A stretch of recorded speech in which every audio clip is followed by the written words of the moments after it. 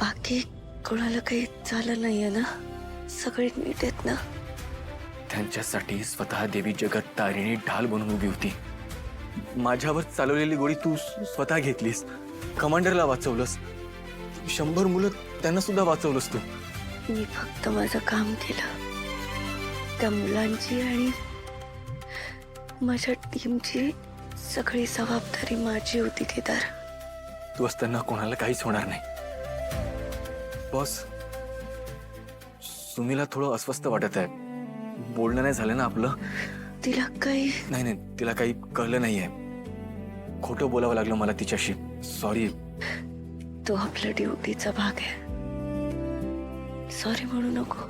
थोडं बरं वाटत असेल तर तू एकदा बोलून घेतेस का तिच्याशी? म्हणजे तेवढंच तिला बरं वाटेल.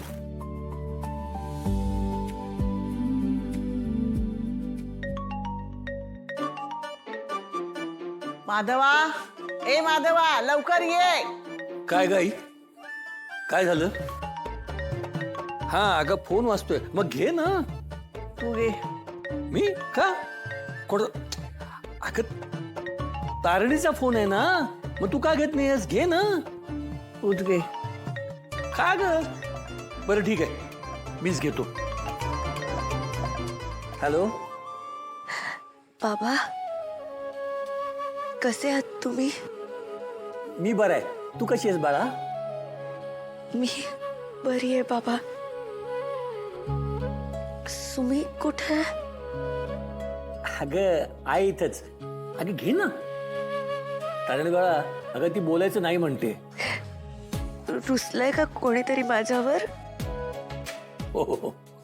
मग तिचा राग गेला ना की फोन करायला सांगा. पण तेव्हा जर मी कामात असते तर मला नाही बोलता येणार. हा? बर. ठेवू फोन? फोन ठेवणार आहेस? ठेव बघू. तसंही आजकाल तुला माझ्याबद्दल काहीच वाटत नाही म्हणा. असं नको म्हणूस ग. रागावले मी तुमच्यावर. अम्माडी सुमी, सॉरी.